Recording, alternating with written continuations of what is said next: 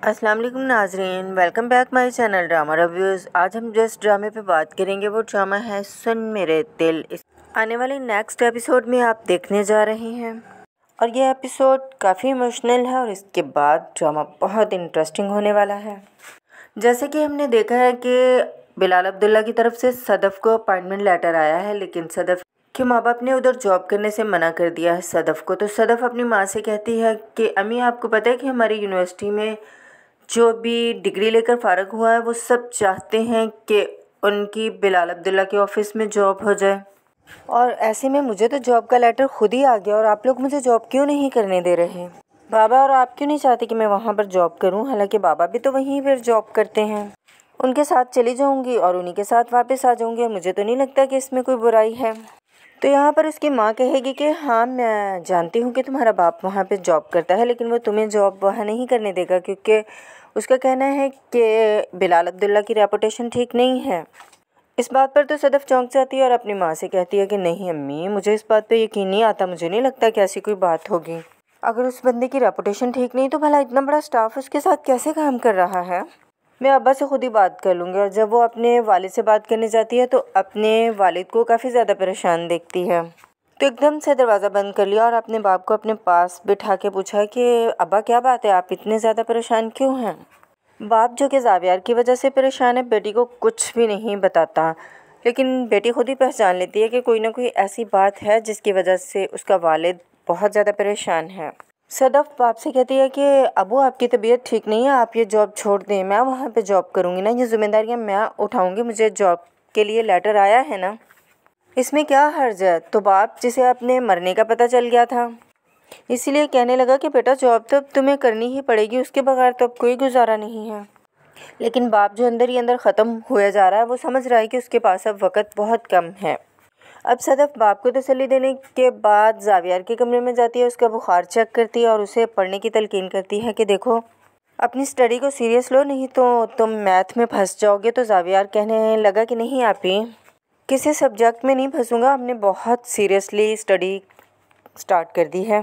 मैं अब आप में से किसी को भी दुख नहीं दूंगा, मेरी वजह से कोई भी परेशान नहीं होगा अब। सदफ़ भाई की बातें सुनकर एकदम से चौंक जाती है कि वो भाई जो बहुत ही ज़्यादा लापरवाह था, एकदम से सीरियस बातें कैसे करने लग गया है। एकदम चौंकती है और फिर मुस्कुराते हुए एक साइड पर चली जाती है। और जब सब सोने के लिए चले जाते हैं तो मिर्ज़ा साहब की बीवी मिर्ज़ा साहब को दूध का गिलास देने चली गई, क्योंकि अभी मिर्ज़ा साहब ने मेडिसिन खानी थी। लेकिन यहाँ तो वो एकदम से चीख पड़ी और दूध का गिलास उनके हाथ से नीचे गिर गया। हो सके मिर्ज़ा साहब बेड से नीचे गिर गए और यहीं पर ही उनकी मौत हो चुकी है। अब तो सदफ़ के घर सफ़े मातम बिछ गया और हर तरफ से चीखों पुकार की आवाज़ें आने लगीं। बहन और भाई एक दूसरे के गले लगकर बहुत ज़्यादा रोते हैं। इस घर में पहले जहाँ बहुत ज़्यादा खुशियाँ होती थी, अब सफ़े मातम बिछ चुका है। अब जैसे इस घर में खामोशी ने डेरे डाली हों। तीनों अब इस घर में रहते तो हैं, लेकिन एक दूसरे से बात बिल्कुल नहीं करते। ज़ावियार खुद को बाप की मौत का जिम्मेदार समझता है, इसलिए बाप के कमरे में आता है, बाप की चीज़ों को देखता है, बाप के कपड़ों को हाथ लगाता है, देखता है और बहुत ज़्यादा रोता है। और फिर उन्हीं कपड़ों पर सर रख के रोना शुरू कर देता है और ख़ुद गुलामी करते हुए कहता है, आप डर गए ना अब्बा कि वक़्त मेरे जाने का है और आप मुझे कंधा कैसे देंगे, इसीलिए आप मुझसे भी पहले चले गए। बाबा, आपको अभी नहीं जाना था, आपको सबकी ढाल बननी थी, आपने अभी मुझे सहारा देना था। मैं चल बसता तो अच्छा था, मैं भला क्या ही कर सकता हूँ, आप तो हम सबका सहारा थे। आप चले गए, आप मेरी वजह से चले गए, मैं ख़ुद को कभी भी माफ़ नहीं कर पाऊँगा। इस किस्म की बातें करके ज़ावियार बहुत ज़्यादा रोता है, लेकिन अपनी बहन और माँ को अपनी बीमारी के बारे में कुछ भी नहीं बताना चाहता है, ताकि उनमें से भी किसी को खो ना दे। अब तो ज़ावियार काफ़ी ज़्यादा डर चुका है, क्योंकि अब आगे वो अपनी वजह से कोई भी रिश्ता नहीं खोना चाहता। दूसरी तरफ बिलाल अब्दुल्ला, जो कुछ दिन के लिए मुल्क से बाहर गए थे, उन्हें जैसे ही पता चला कि मिर्ज़ा साहब फौत हो गए हैं, तो एयरपोर्ट से वो फ़ौरन मिर्ज़ा साहब के घर जाने को तैयार है। साथ में हमशा को लिया और उनके घर की तरफ चल पड़ा। रास्ते में हमशा से पूछने लगा कि उनके घर में कौन कौन रहता है।